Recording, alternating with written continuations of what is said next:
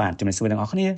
អញ្ចឹងនៅក្នុងវីដេអូនេះខ្ញុំនឹងបង្ហាញងារបន្តទៀតទាក់ទងជាមួយនឹង AI translation ដែលជាមុខងារមួយរបស់ថ្នាក់ assistant អូខេអញ្ចឹងខ្ញុំចូលទៅកាន់នេះខ្ញុំលុបចោលសិនកន្លែងនេះលុបចោលសិនអូខេអញ្ចឹងទាក់ទងជាមួយនឹងកន្លែងនេះយើងបកប្រែគឺយើងអាចប្រើដូចជាខ្ញុំបញ្ជាក់ក្នុងវីដេអូមុនជា provider របស់យើងមាន Gemini មាន Google Free មាន My Memory ក៏ដូចជា Google Cloud Translation កុំតែខ្ញុំយក Gemini ដោយសារវាធ្វើការបកប្រែល្អឧទាហរណ៍ថាខ្ញុំមានជា clear ឬក៏ជាល្បះអីអញ្ចឹងណាបើតែខ្ញុំមាន clear នេះទៅអញ្ចឹង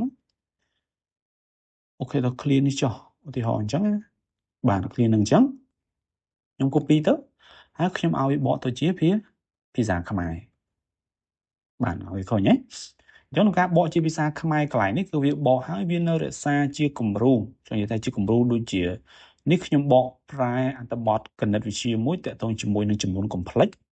ឃើញទេវាមាន z bar អីអញ្ចឹងទៅអញ្ចឹងនៅពេលយើងបកប្រែហើយគឺរូបមន្តទាំងប្រមាណវានៅតែរក្សាទុកទម្រង់ដដែលក្រៅពីនេះបន្ទាប់ពីយើងបកប្រែហើយគឺយើងអាចធ្វើការ export វាទៅកាន់ Microsoft Word ដើម្បីងាយស្រួលយើងយកទៅធ្វើការបន្តនេះ file ដែលខ្ញុំ export អរគុណណាឃើញទេអញ្ចឹងវាមានមកនេះឃើញទេអូខេអញ្ចឹងខ្ញុំបិទអានឹងវិញខ្ញុំសាកល្បងមួយទៀតតាក់ទងជាមួយនឹងការបកប្រែឥឡូវខ្ញុំ copy រូបមន្តណាមួយទីរូបមន្តនេះចុះណាអញ្ចឹងរូបមន្តនេះរៀងស្មុគស្មាញនេះរៀងស្មុគស្មាញអញ្ចឹងកុំឲ្យវាខូចទម្រង់ខ្ញុំអាចគ្របខ្ញុំប្រើ snipping tool ដើម្បីធ្វើការបកប្រែវាដើម្បីធ្វើការកាត់វាខ្ញុំកាត់វាហើយខ្ញុំ copy បន្ទាប់មកកន្លែងខ្ញុំ clear ចោលសិនណាខ្ញុំ clear ចោលសិនខ្ញុំផាសចូលនេះឃើញទេផាសចូលអញ្ចឹងខ្ញុំអាចធ្វើការបកប្រែទៅភាសាខ្មែរឬភាសាផ្សេងទៀតក្នុងការនេះខ្ញុំបកប្រែពីភាសាអង់គ្លេសទៅភាសាខ្មែរអញ្ចឹងភាសាដែលវាបកប្រែមកកន្លែងនេះគឺយើងមិនបាច់រើសទេគឺវានឹងចាប់ដោយស្វ័យប្រវត្តិហើយ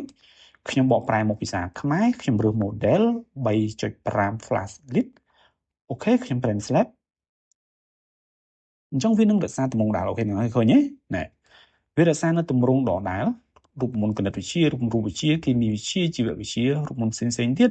តើតូនជាមួយនឹងវិទ្យាសាស្ត្រក៏វានៅតែរក្សាទម្រង់ដដែលឃើញទេវាមិនមែនលក្ខណៈតំតែបកប្រែដូចជា Google Translate បកប្រែជាអត្ថបទទេកន្លែងវាបកប្រែដោតមកភ្ជាប់ទាំងរូបមន្តទាំងអីទៀតវាដឹងច្បាស់ថាកន្លែងណាដែលគួរបកប្រែកន្លែងណាដែលមិនគួរបកប្រែអញ្ចឹងណាអូខេដូចគ្នាសម្រាប់កន្លែងនេះគឺយើងអាចធ្វើការ export ដូចគ្នាយើងអាចធ្វើការ export នេះខ្ញុំ export មកខាងក្រោមបាញ់ហ្នឹងនេះអាផ្សេងហ្នឹងនេះម៉ោងអូខេ55នេះមើលឃើញទេយើងបានមកនេះអញ្ចឹងនៅពេលដែលធម្មតាបាន file Word អញ្ចឹងគឺយើងងាយស្រួលយើងគ្រាន់តែសរេសរងទៅទៀតគឺយើងអាចរៀបចំមេរៀនរៀបចំជាលំហាត់ដើម្បីយកទៅឲ្យសិស្សអនុវត្តតែម្ដងឬក៏កិច្ចការងារផ្សេងៗទៀតអញ្ចឹងណាអូខេឥឡូវខ្ញុំមួយទៀតតកតូចជាមួយកន្លែងខ្ញុំរូបមន្តផ្សេងបដ ாய் តទៅជាមួយរូបមន្តអង្គតិការរូបមន្តអីអញ្ចឹងទៅនេះមកជួនអីចឹងណាអញ្ចឹងមកជួននេះបើស្នាជាយើងនេះបកប្រែប្រហែលណាកន្លែងនេះមកជួននេះខ្ញុំខាត់វាមកខ្ញុំខាត់វាត្រឹមនេះចុះណាខ្ញុំខាត់វាត្រឹមនោះចុះខ្ញុំ copy វា